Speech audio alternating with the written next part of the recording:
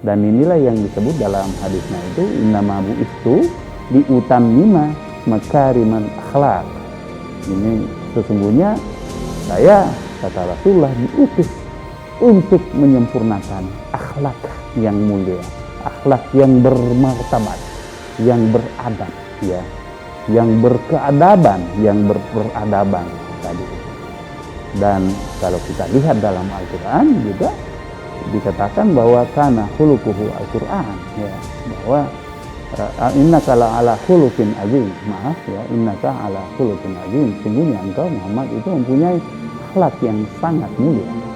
Dan memang Rasulullah SAW itu diutus sebagai rahmatan, ya, lil alamin. Jadi rahmat bagi seluruh alam.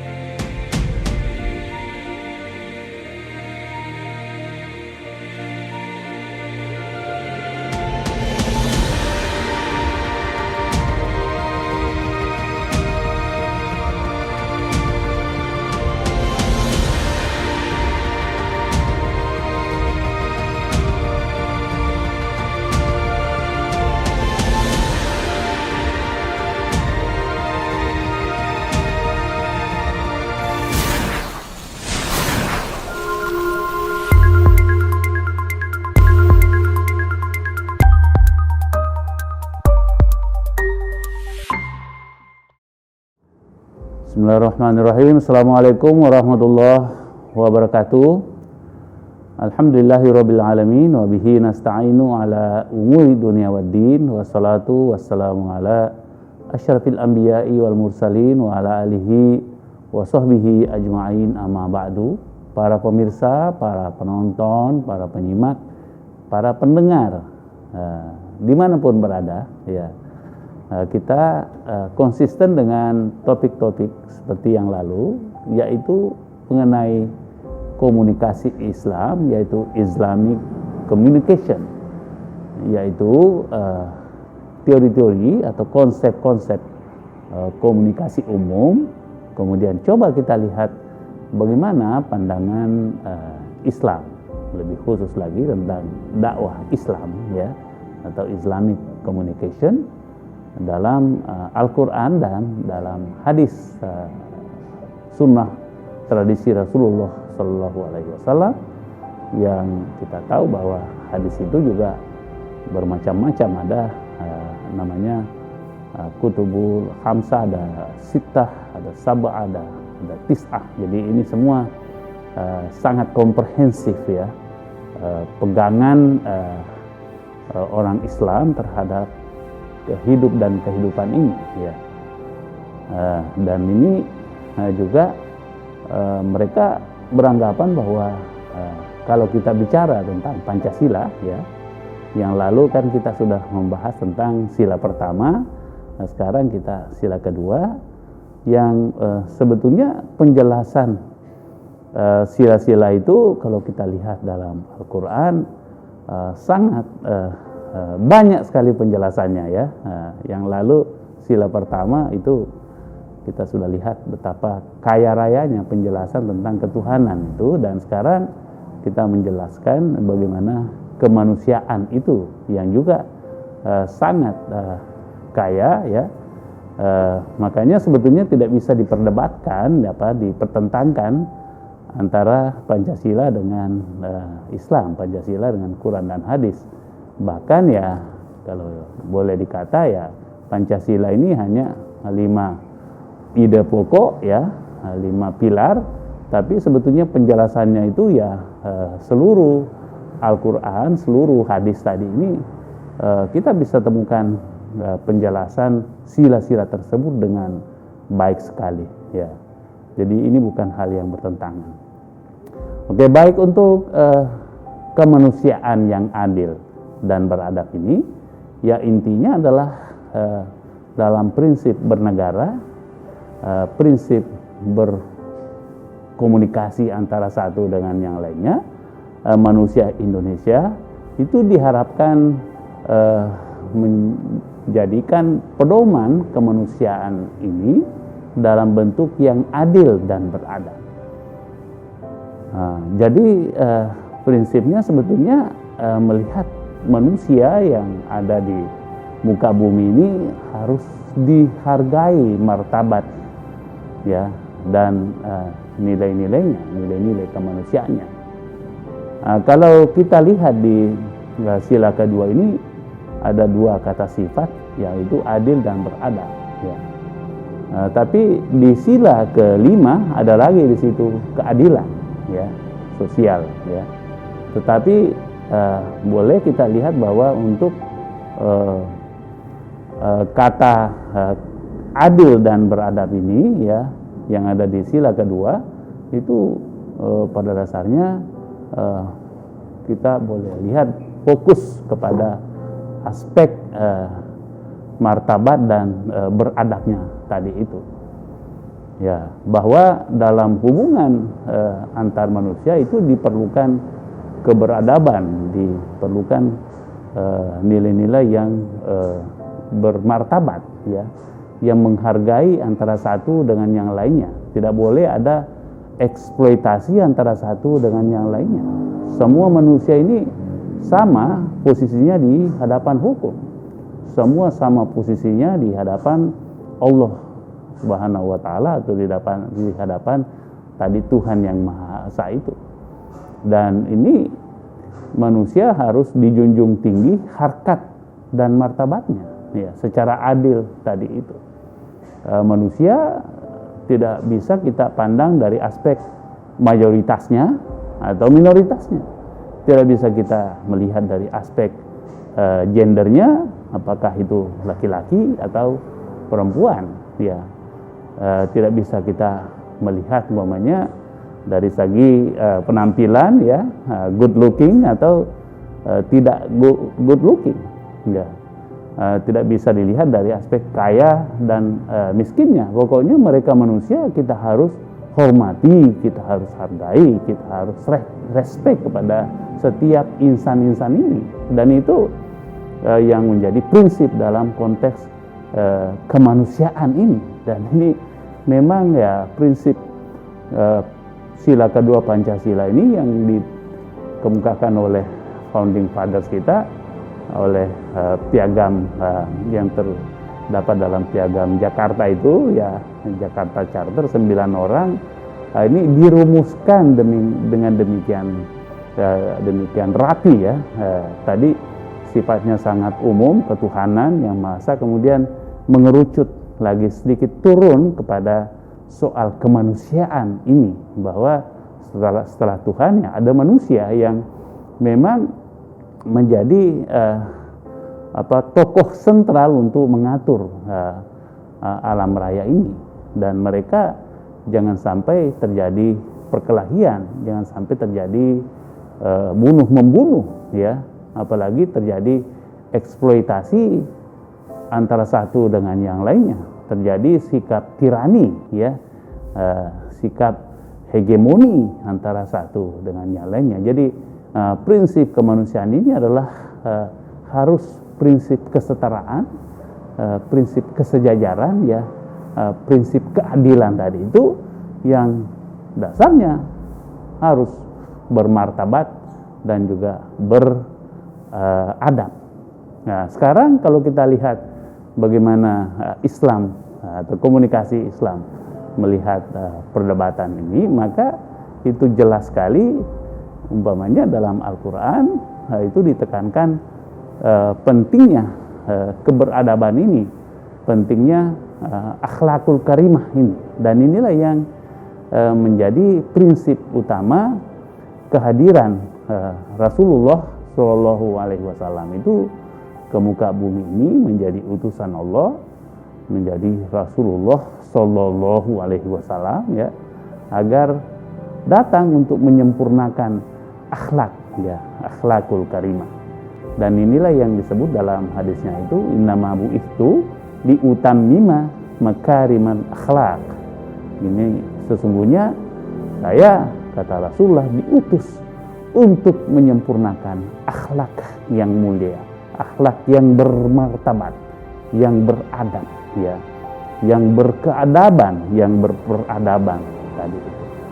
Dan kalau kita lihat dalam Al-Quran juga dikatakan bahwa kana khuluquhu Al-Quran, ya, bahwa innaka ala khuluqin azim, maaf ya, innaka ala khuluqin azim, sungguhnya engkau Muhammad itu mempunyai akhlak yang sangat mulia. Dan memang Rasulullah SAW itu diutus sebagai rahmatan, ya, lil alamin. Jadi rahmat bagi seluruh alam, dan itu manusia itu hanya menjadi bagian kecil dari alam tadi itu, alam raya yang berlapis-lapis ini, ya.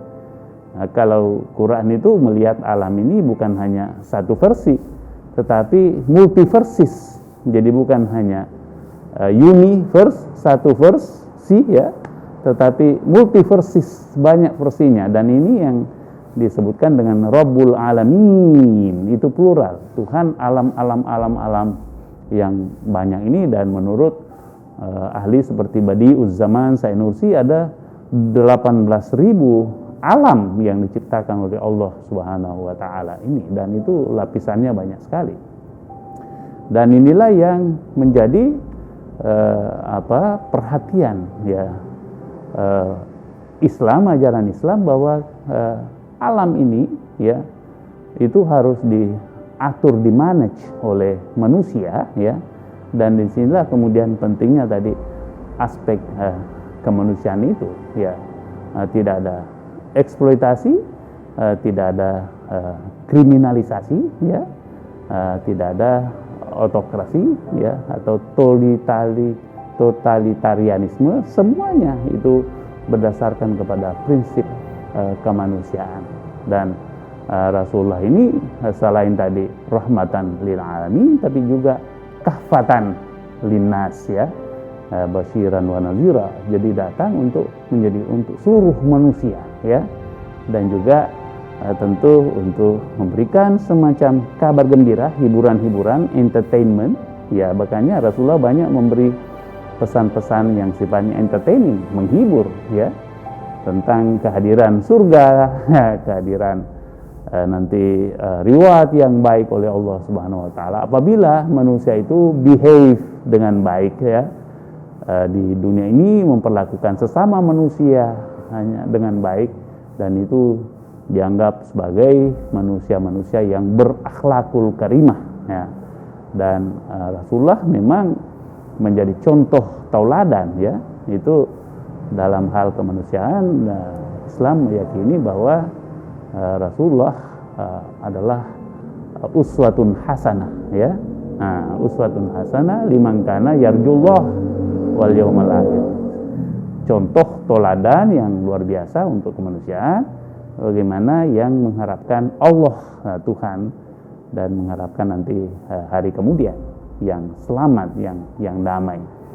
Jadi konteks kemanusiaan Islam itu beyond daripada dunia ini, ya, dan bukan beyond daripada sekarang ini, tapi juga tentang masa lalu, dan juga tentang masa depan, dan juga bukan hanya di dunia ini lapisannya, tapi juga lapisan alam raya yang berlapis-lapis tadi itu, yang alami, ya, yang banyak itu.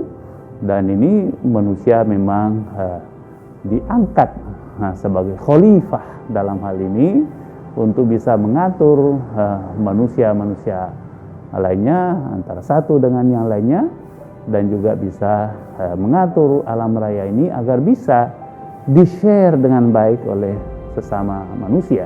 Jadi tidak ada yang serakah, tidak ada yang dominan, tidak ada yang hegemonik, ya, tidak ada yang totaliter, tidak ada yang otoriter. Nah, ini prinsip kemanusiaan yang adil dan beradab yang tadi disarankan oleh prinsip komunikasi Islam. Nah, bahkan itu kalau kita lihat surah yang terakhir dalam Al-Quran, yaitu memang bicara tentang manusia, ya, itu bahkan disebut sebagai surat kemanusiaan, ya ayuhan nas, ya, atau kul ya ayuhan nas, ya, atau kul a'udzu birabbin nas, kul a'udzu birabbin nas, katakanlah aku berlindung dari Tuhannya manusia. Jadi tetap kemanusiaan dalam Islam ini selalu berkaitan dengan Allah Subhanahu wa taala. Ya, kemudian juga qul a'udzu birabbin nas, malikin nas, ya. Jadi Tuhannya manusia, kemudian ilahin nas, sesembahan manusia. Nah, begitu juga min syarril waswasil khannas. Nah, dari segala bisikan-bisikan buruk, dari pengaruh-pengaruh makhluk lain, ya. Nah, termasuk dalam hal ini seperti jin dan juga wanas, ya, pengaruh buruk dari manusia lainnya. Artinya apa, ya, janganlah kita memengaruhi saudara kita sesama manusia ini kepada hal-hal yang buruk itu. Dan memang ya prinsip Islam bahwa kita ini bersaudara, ya. Mulai dari Adam, ya, kita yakini sebagai orang tua kita, bapak kita. Dalam Al-Quran itu dijelaskan dalam surah Al-Baqarah bahwa Adam diciptakan, kemudian pasangannya diciptakan, ya. Kemudian diperintahkan agar jangan melakukan pelanggaran, terutama mendekati pohon khuldi, ya, pohon keabadian, ya. Karena kalau mendekati itu bahkan maka kemudian akan menjadi abadi, ya, akan melahirkan generasi-generasi. Jadi boleh jadi juga salah satu maknanya di sini adalah jangan sampai melakukan hubungan, ya, seksual sehingga melahirkan generasi demi generasi, ya. Makanya syajarah di sini juga bisa berarti pohon silsilah kemanusiaan. Dan ini adalah prinsip Tuhan, jangan kamu dekati itu karena kamu akan menjadi abadi. Cuma syaitan memberikan gangguan bahwa kamu ini kalau kamu mendekati pohon ini maka justru kamu tidak abadi di surga, ya.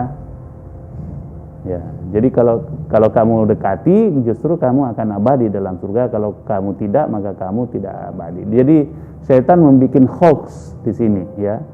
Nah, kemudian tentu karena Adam tadi mengikuti pengaruh hoaxnya iblis, kemudian jadilah tadi menjadi manusia yang meneruskan keabadian, beranak pinak di muka bumi ini. Kemudian disuruhlah mereka turun, ya, ke bumi ini untuk terjadi semacam persaingan antara laki-laki dan perempuan bersama dengan syaitan, bersama dengan iblis, ya. Tapi kita yakini bahwa Adam kemudian diampuni dosa-dosanya. Itu prinsip dalam Islam. Jadi tidak ada dosa warisan dalam konteks ini, tapi itu dosanya sudah diampuni. Fatalaqa Adamu fataba alaih, ya. Maka dia diterima taubatnya, ya. Fatalaqa alaih, fatalaqa Adamu rabbihi kalimatin fataba alaih innahu huwat tawwabur rahim. Jadi kita itu yakini bahwa Adam itu sudah diampuni tobatnya, sudah tidak ada dosa lagi dalam konteks ini. Tapi kita sebagai anak cucu Adam tetap juga berpeluang untuk dipengaruhi oleh syaitan, dipengaruhi oleh iblis, dan juga tentu berpeluang untuk juga diterima tobatnya agar bisa nanti kembali kepada Allah Subhanahu wa taala bersama dengan manusia-manusia lainnya nanti di alam surga yang indah itu. Adapun tadi manusia-manusia yang zalim, manusia-manusia yang tidak berperi kemanusiaan, yang tidak berlaku adil, itu akan dihukum di dalam api neraka. Itu menjadi keyakinan Islam, dan ini yang selalu dikomunikasikan oleh para dai, para ulama yang berusaha untuk tetap mengembangkan prinsip komunikasi Islam ini. Demikian saudaraku, kawan-kawanku semua dimanapun berada, wabillahi taufik wal hidayah. Wassalamualaikum warahmatullahi wabarakatuh.